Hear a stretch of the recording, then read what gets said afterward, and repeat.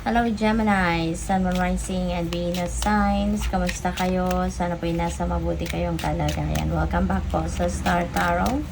Kung bago kayo rito, welcome din kayo. Thank you sa inyong support. I truly appreciate it. God bless you all. Gemini, po na mensahe po ninyo ay distant horizons. And so siguro malayo, it's either malayo ang iniisip ninyo or maybe magta-travel kayo, no? Maaaring international travel ang ganap dito for you, Gemini. We have number 15, lovers. Ayan, so siguro posible, no? Nang iba sa inyo dito malayo ang iniisip.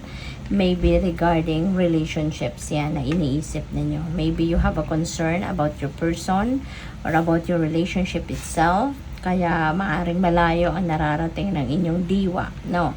There could be a decision making na kinakaharap din ng iba sa inyo dito, Gemini, and maybe yan ang isa sa mga iniisip ninyo.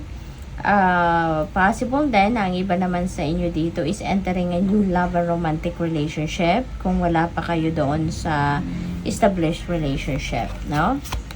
We have number 9, change. Merong mga pagbabagong magaganap sa buhay ninyo at this time. So, maybe this is relocation, no? May mga gamit dito sa karwahe. So, maybe parang lipat bahay ito. So, there could be relocation happening for some of you dito, Gemini. Maaari din ang pagbabagong ito is linked dito sa inyong relationships, no? Posible din na may mga ganong sitwasyon. So, what else? We have number 16, thoughts. Marami kayong iniisip ngayon, ano, Gemini.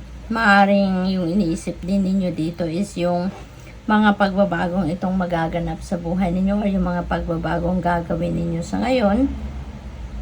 Maaari din na meron kayong iniisip na isang babae, yung babae na dito sa canvas. So most likely, ano yan, siya yung siguro you're concerned about this person, no? Sa ngayon, maaring that could be anyone. Baka yun yung karelasyon ninyo, yan ang asawa ninyo, girlfriend ninyo, or baka mom ninyo, baka iniisip ninyo kung ano masasabi niya sa mga changes na ito, or that could be anyone, ano, sa buhay ninyo sa ngayon. At yan ang siguro, yan ang iniisip ninyo, no?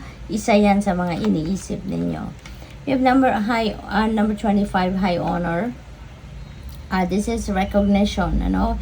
Pagdating sa trabaho, maganda rin ito kasi meron kayong recognition, merong merit kayo na matatanggap sa ngayon for the job well done. Maaaring meron ditong bonus kayo, financial reward na makuha. Possible din na makareceive kayo dito ng ano, possible na makareceive kayo ng promotion or pay raise siguro dito, Gemini, no? Wow, Gemini, great fortune. Ang swerte ninyo sa ngayon. Mababalot kayo ng swerte. Hindi lang ito swerte sa relationship, hindi lang ito swerte sa pagta-travel, kundi swerte din ito sa pera. So, most likely, maraming pera talaga ang parating sa inyo dito. This could be a big amount of money na maaring dumating. At this could be a windfall.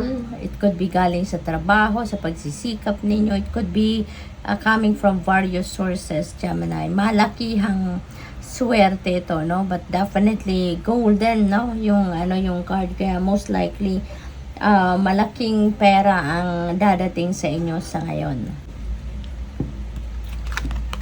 We have number 19, coffin. Coffin is an energy of ending and beginning. So meron kayong mga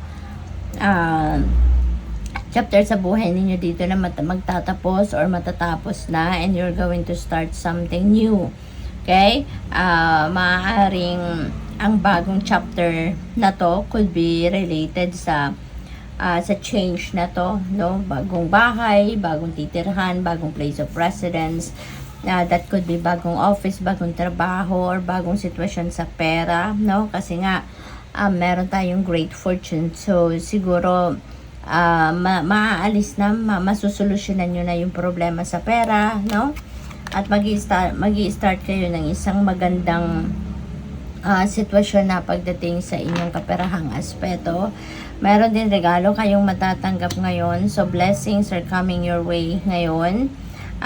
Yung mga regalong ito could be money din, ano? Could be a big amount of money, that could be material na bagay. Posible, kung non-tangible naman ito, baka opportunity ito, no? Baka isang magandang opportunity na magdadala sa inyo din ng prosperity and abundance, no? So, napakaganda.